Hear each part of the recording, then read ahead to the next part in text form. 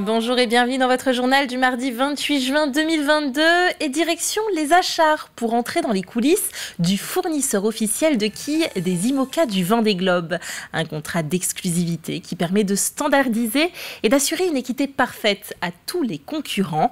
La quille qui permet d'assurer l'équilibre du bateau entre la voile et le mât est une pièce maîtresse et sa conception est, vous allez le voir, d'une très grande précision.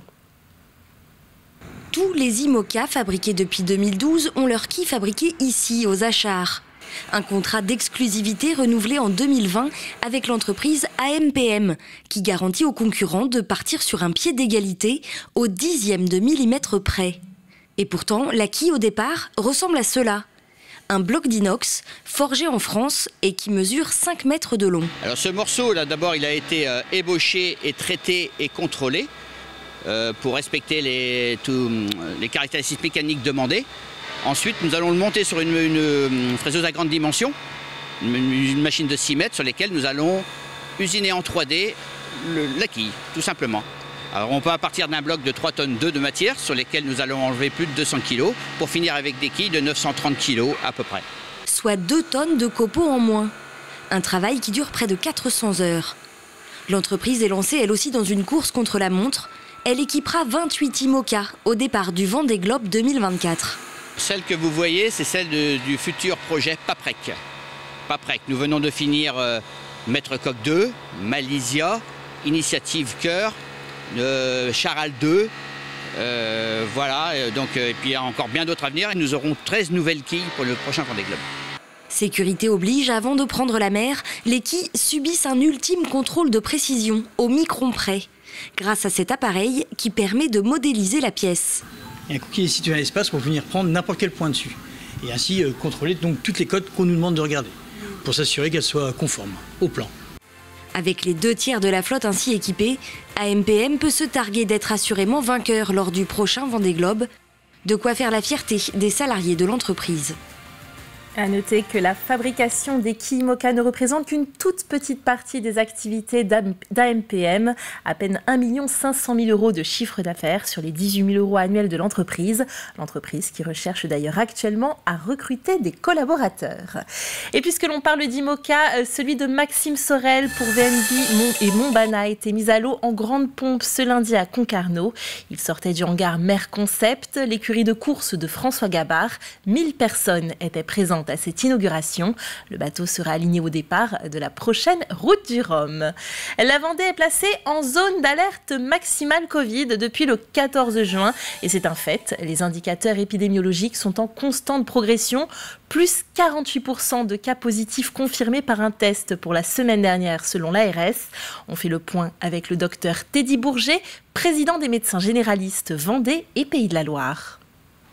On a quand même plus de patients avec des toux fébriles, oppression, des gros maux de tête. En moyenne, ça va faire 3-4 consultations par jour supplémentaires, donc une heure supplémentaire par jour qu'on voit déjà d'ordinaire. Là, ce que j'ai constaté là, sur le dernier variant, enfin, ce que j'ai vu, c'est qu'il est encore plus... C'est un sous-variant d'Omicron, mais qu'il est encore plus contagieux. C'est maintenant tous les jours en consultation, des gens disent « Ah ben j'ai fait le Covid il y a 3 semaines ». La plupart n'ont pas consulté en fait. Ils ont pratiqué leur autotest, ils ont eu des symptômes, ils ont pratiqué leur autotest, ils se sont isolés et s'ils n'ont pas plus de symptômes, ils prennent du paracétamol en restant chez eux. Et en évitant surtout les contacts avec les personnes fragiles. L'été, Saint-Jean-de-Mont passe de 9 000 habitants à 100 000, voire 150 000. Tout un territoire doit alors s'adapter en termes d'entretien, de propreté, mais aussi et surtout de sécurité. Alors que cette période estivale s'annonce record en termes de fréquentation, le préfet de la Vendée est venu annoncer le renforcement du dispositif de sécurité. On l'écoute au micro de Colline Davy. Et c'est 137 militaires de la gendarmerie qui vont venir renforcer les brigades de gendarmerie avec notamment une 60aine de gendarmes mobiles. Et puis pour la zone police, c'est 60 policiers supplémentaires, donc avec une compagnie de CRS qui sera là dès le 8 juillet jusqu'au 21 août. Donc c'est quand même significatif. Et j'ajoute les renforts des sapeurs-pompiers, puisque, comme je l'ai indiqué, en sus de ce qui existe déjà, c'est 111 sapeurs-pompiers volontaires qui vont venir renforcer les centres de secours et qui vont venir aussi armer des moyens nautiques supplémentaires. Et le préfet l'a annoncé, il faudra s'attendre à davantage de contrôles routiers sur cette période. Vous êtes maintenant prévenus. Et pour 4 EHPAD du Bocage, l'heure était enfin venue de faire les grandes retrouvailles. Des rassemblements proscrits pendant toute la période Covid. C'est donc avec un grand bonheur que ces résidents de différents établissements ont partagé des animations, yoga, théâtre, cirque ou musique. Un seul et unique objectif, prendre du plaisir.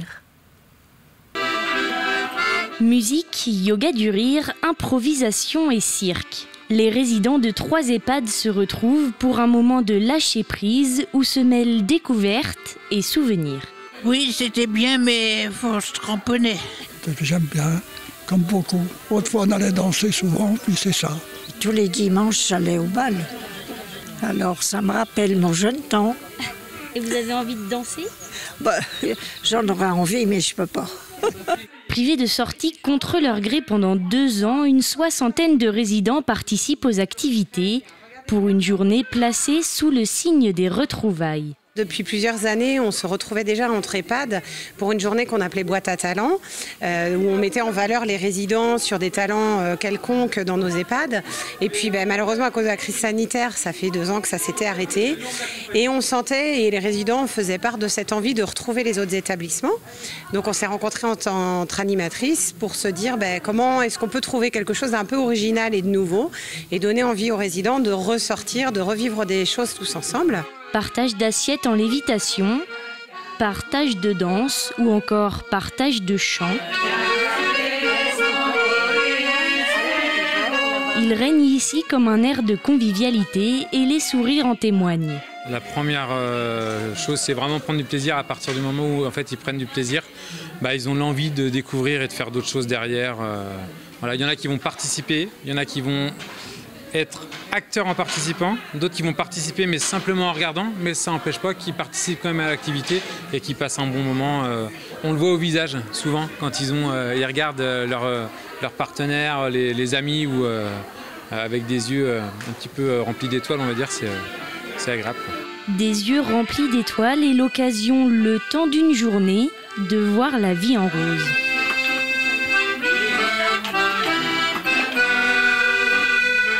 Quelques images à présent des portes ouvertes des Restos du Cœur. C'était une première samedi dans 7 centres de Vendée. Ici, vous voyez Fontenay-le-Comte. C'était l'occasion de découvrir les différents services et accompagnements proposés par l'association. Soutien moral, accueil culturel ou encore cours de cuisine. On y découvrait aussi l'organisation de la distribution alimentaire.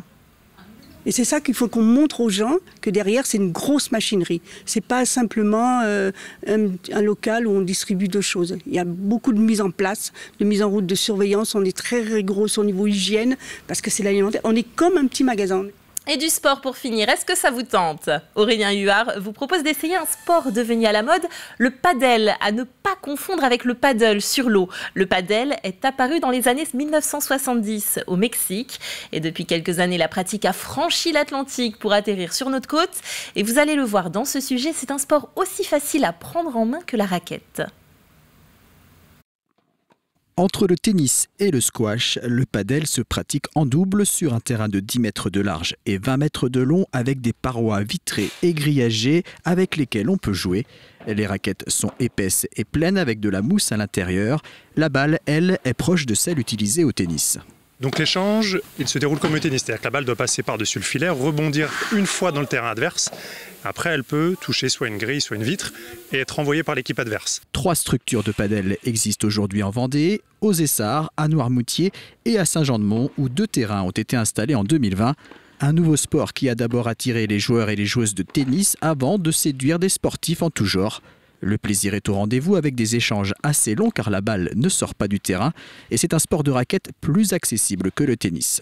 Déjà, l'espace est plus petit, la raquette est proche de la main et surtout, il n'y a pas le service. Donc le service, c'est vraiment une difficulté pour les jeunes et les moins jeunes au tennis. Là, on engage en dessous la hanche. Finalement, on peut faire des échanges dès le premier jour au padel, alors qu'au tennis, c'est plus difficile quand même. On est une 60aine d'adhérents au club et voilà, avec les tournois sont remplis, donc c'est plutôt une bonne affaire pour le club. La région compte aujourd'hui 900 compétiteurs et compétitrices et certainement beaucoup plus de pratiquants en loisirs. Un sport qui séduit mais qui se développe assez lentement. La raison numéro 1, ce sont les installations. Aujourd'hui, on a un programme notamment de l'État par l'Agence nationale du sport sur les 5000 équipements de proximité qui doivent permettre quasiment de doubler d'ici l'horizon 2024 les installations de padel en France. Donc ça devrait permettre d'avoir un peu plus de structure dans la région et notamment en Vendée.